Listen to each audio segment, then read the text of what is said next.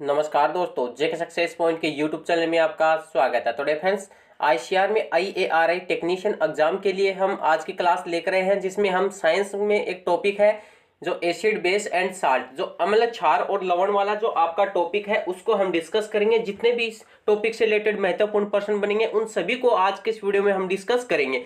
बहुत अच्छा टॉपिक है। इस टॉपिक से 1 से 2 क्वेश्चन है वो आपके एग्जाम में देखने को जरूर से मिलेगा। पूरे जो इसमें क्वेश्चंस आज हम डिस्कस करेंगे वो एनसीईआरटी बेस्ड है।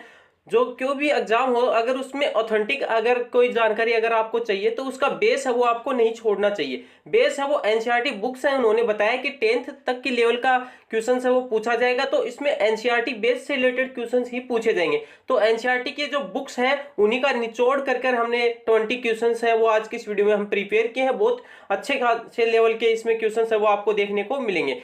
तो आशा करते हैं आपको वीडियो पसंद आएगा। तो अगर आप वीडियो पसंद आए तो प्लीज वीडियो को लाइक जरूर कीजिएगा। तो आज की सेशन को हम शुरू करते हैं।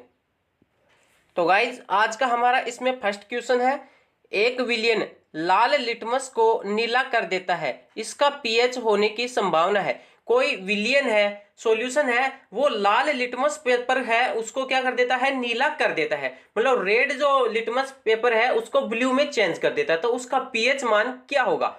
तो हम सभी जानते हैं जो लाल लिटमस को नीले में चेंज करता है वो कैसा होता है, वो प्रकृति में क्षारीय होता है। कैसा होता है, क्षारीय प्रकृति में होता है। और आप सभी को पता होगा जो क्षार जो होते हैं उनका जो पीएच मान होता है वो 7 से अधिक होता है। तो 7 से मान इसमें अधिक हुआ है वो 10 दे रखा है, तो 10 है वो हमारा इसमें सही हो जाएगा। और जिनका पीएच मान है वो 7 से कम हो वो कौन सी प्रकृति के होते हैं, वो अम्लीय प्रकृति के होते हैं। तो अम्ल होते हैं उनकी प्रकृति जो पीएच मान होता है वो 7 से कम होता है। और अम्ल के लिए अगर आप याद रखेंगे, अम्ल जो होते हैं वो नीले लिटमस को लाल में चेंज करते हैं। तो इसको आप अनील नाम है वो याद रख ले। क्या रख ले, अनील। मतलब ऐसे क्या बन जाएगा, अम्ल। और नई से क्या बन जाएगा, नीले को क्या किस में चेंज करते हैं, लाल में चेंज करते हैं। तो अम्ल होते हैं वो नीले को लाल में चेंज करते हैं। और ये प्रश्न में क्या पूछा है कि लाल लिटमस को नीले में चेंज करते हैं, तो ये कैसे हो जाएंगे, ये क्षारीय प्रकृति के हो जाएंगे। अगला क्वेश्चन है हमारा इसमें, निम्नलिखित में से किस लवण में क्रिस्टलीकरण जल नहीं होता है। तो हमें बताना है कि कौन सा लवण या साल्ट है जिसके अंदर क्रिस्टलीकरण जल है वो नहीं होता है। तो इसके लिए सबसे पहले आपको इन सभी के जो दे रखे हैं 4 ऑप्शन, नीला थोथा, बेकिंग सोडा, धावन सोडा और जिप्सम, इनके आपको फॉर्मूलेज हैं वो पता होने चाहिए, तभी आप इसको सही कर पाएंगे। तो इसमें सबसे पहले हम देखते हैं जो नीला थोथा है जिसको क्या बोला जाता है, ब्लू विट्रियोल इसको बोला जाता है। तो इसका सूत्र जो होता है वो क्या होता है, CuSO4 इंटू में 5H2। क्या होता है, CuSO4 इंटू में 5H2, ये नीला थोथा का सूत्र होता है। वही बेकिंग सोडा की बात करें, ये नीला थोथा होता है इसको क्या बोला जाता है, कॉपर सल्फेट भी बोला जाता है। वही जो बेकिंग सोडा जो होता है इसका सूत्र क्या होता है, इसका सूत्र होता है NaHCO3। क्या हो जाएगा, NaHCO3। ये होता है, ये बेकिंग सोडा का सूत्र होता है जिसको क्या बोला जाता है, सोडियम बाई कार्बोनेट या सोडियम हाइड्रोजन कार्बोनेट इसको बोला जाता है। नेक्स्ट इसमें जो धावन सोडा होता है, वॉशिंग सोडा इसको बोला जाता है। तो इसका जो सूत्र होगा वो होगा Na2CO3 इंटू में 10H2O। क्या हो जाएगा, इसमें 10H2O इसमें होता है। तो ये हो जाएगा धावन सोडा का सूत्र हो जाएगा। नहीं, नेक्स्ट इसमें जिप्सम। जिप्सम का जो सूत्र होता है वो होता है CaSO4 इंटू में 2H2O।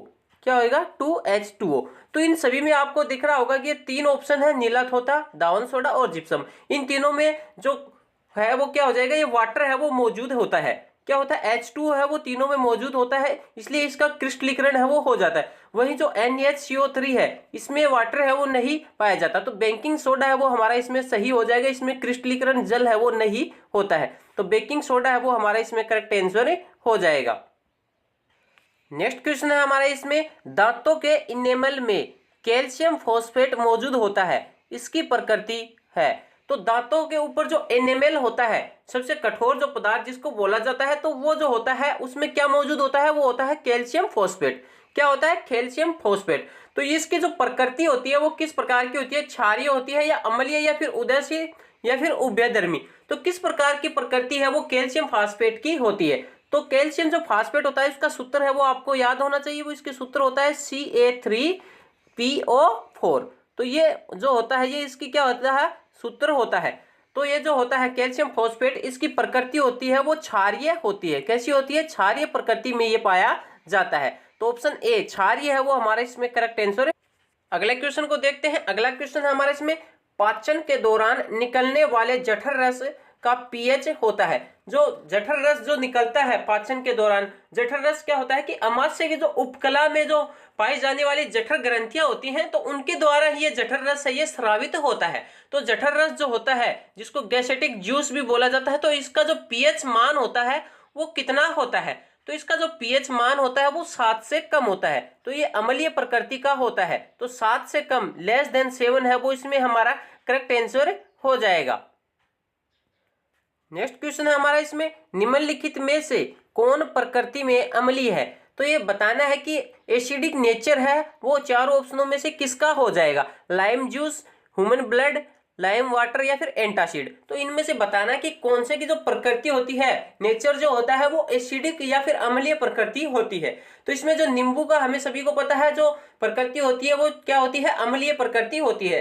तो नींबू हो जाएगा इसमें सही आंसर। नींबू में कौन सा एसिड पाया जाता है? तो वो पाया जाता है हमारा साइट्रिक एसिड। तो ऑप्शन ए है वो हमारा इसमें करेक्ट आंसर हो जाएगा।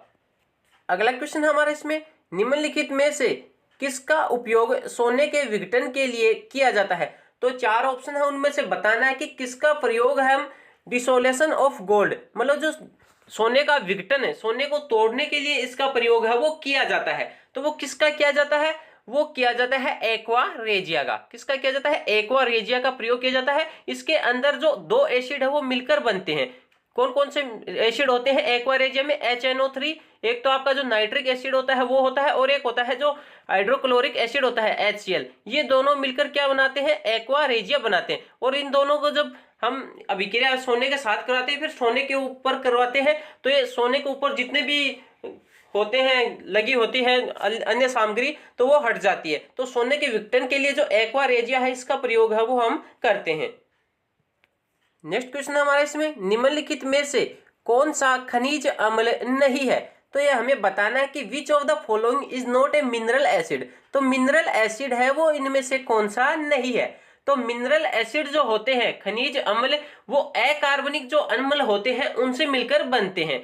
तो अकार्बनिक अम्लों से मिलकर बनते हैं। तो इनमें से बताना है कि मिनरल एसिड है वो कौन सा नहीं है। तो वो कौन सा आ जाएगा? हमारा जो सिट्रिक एसिड होता है ये एक क्या होता है? ये कार्बनिक अम्ल होता है। क्या होता है? एक ऑर्गेनिक एसिड होता है जो किससे प्राप्त होता है? नींबू में ये सिट्रिक एसिड है ये हमारा पाया जाता है। वैसे जो hydrochloric acid HCl, sulphuric acid और जो नाइट्रिक अम्ल होता है ये सभी किसके उदाहरण है? ये होते हैं हमारे खनिज अम्ल, अकार्बनिक अम्ल के उदाहरण होते हैं। अगला क्वेश्चन है हमारे इसमें निम्नलिखित में से कौन क्षार नहीं है? 4 ऑप्शन में से बताने कि कौन सा एक बेस नहीं है, मतलब क्षार है वो नहीं है। बाकी 3 है वो इसमें क्या है? अम्लीय प्रकृति के हैं, और एक है वो अम्लीय प्रकृति का है, बाकी तीनों क्या है? वो क्षारीय प्रकृति के। तो इसमें हमारा जो C2H5OH ये जो है ये क्या होता है? ये हल्का अम्लीय प्रकृति का होता है। एथेनॉल इसको बोला जाता है। तो ये हल्का अम्लीय प्रकृति का होता है। बाकी जो तीनों होते हैं ये क्या होते हैं? ये क्षारीय प्रकृति के होते हैं। अगला क्वेश्चन हमारा इसमें धातु कार्बोनेट के साथ अम्ल की अभिक्रिया करने पर कौन सी गैस निकलती है? Which gas involve when acid react with a metal carbonates, मतलब मेटल कार्बोनेट के साथ जब अगर कोई एसिड है वो रिएक्ट करता है तो कौन सी गैस है वो निकलती है? तो इससे जो निकलती है वो कार्बन डाइऑक्साइड गैस है वो निकलती है। साथ में जो वाटर होता है हमारा H2O वो भी निकलता है। तो CO2 है वो हमारा इसमें करेक्ट आंसर हो जाएगा। नेक्स्ट क्वेश्चन है निम्नलिखित में से कौन अधिक अम्लीय प्रकृति का है? तो चारों में से बताना है कि अम्लीय प्रकृति का है वो अधिक कौन सा है।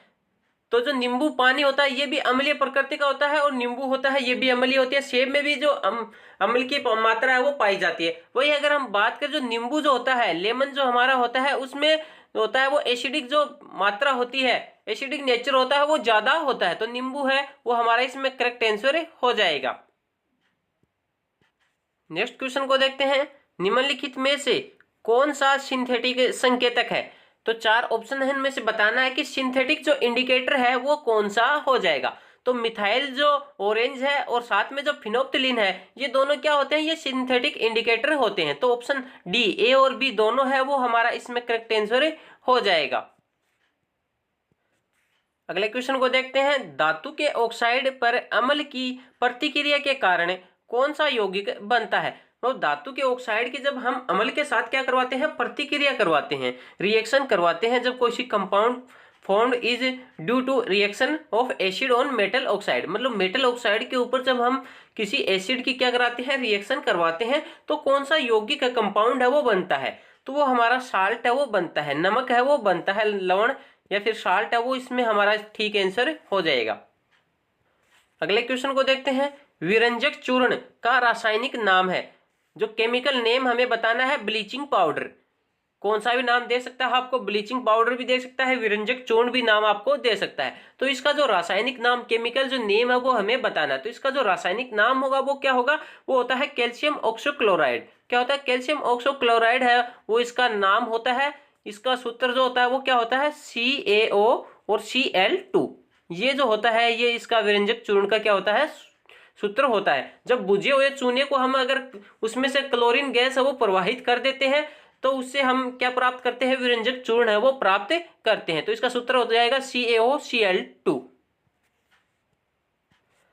अगला क्वेश्चन हमारा इसमें, धोने का सोडा कार्बोनेट से प्राप्त होता है। जो वॉशिंग सोडा जो होता है वो किसके कार्बोनेट से हमें प्राप्त होता है? तो हमने 2 नंबर जब क्वेश्चंस पढ़ा था तो आपको बताया होगा कि जो धोने का जो सोडा होता है, वॉशिंग सोडा होता है, वो किसका कार्बोनेट होता है, वो सोडियम का कार्बोनेट होता है। तो सोडियम वो हमारा इसमें सही जवाब हो जाएगा।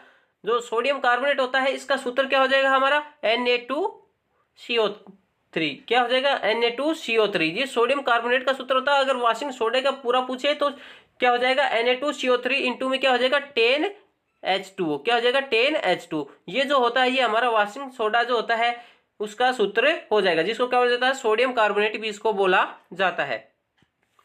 नेक्स्ट क्वेश्चन है, किसी अम्ल या क्षार को जल में मिलाने को कहते हैं। तो किसी एसिड और बेस को अगर हम मिक्सचर कर दें वो भी वाटर के अंदर, तो वो क्या कहलाता है? तो ये कहलाता है, ये जो क्रिया है पूरी तो ये कहलाती है डिल्यूशन। क्या कहलाती है, डिल्यूशन। इसको हिंदी में बात करो तो क्या बोला जाता है, हिंदू में इसको तनुकरण है वो बोला जाता है। क्या बोला जाता है, तनुकरण भी इसको बोला जाता है, या फिर डिल्यूशन अगर ऑप्शन में हो तो ये भी सही हो जाएगा।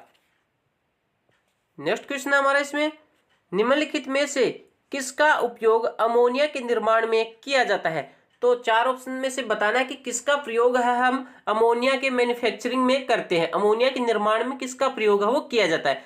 तो किसका किया जाता है, वो किया जाता है हाइड्रोजन गैस का। किसका किया जाता है, हाइड्रोजन गैस का अमोनिया निर्माण में प्रयोग है वो किया जाता है।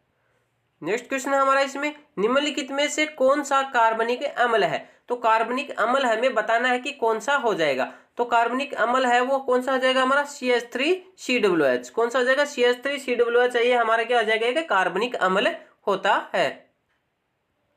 नेक्स्ट क्वेश्चन है हमारा इसमें, निम्नलिखित में से कौन प्रबल अम्ल है? तो प्रबल अम्ल स्ट्रॉन्ग एसिड है वो हमें बताना है। तो स्ट्रॉन्ग एसिड है वो कौन सा हो जाएगा हमारा, जो HBr जो होता है ये क्या होता है, स्ट्रॉन्ग एसिड होता है। तो ऑप्शन C HBr है वो इसमें हमारा सही जवाब हो जाएगा।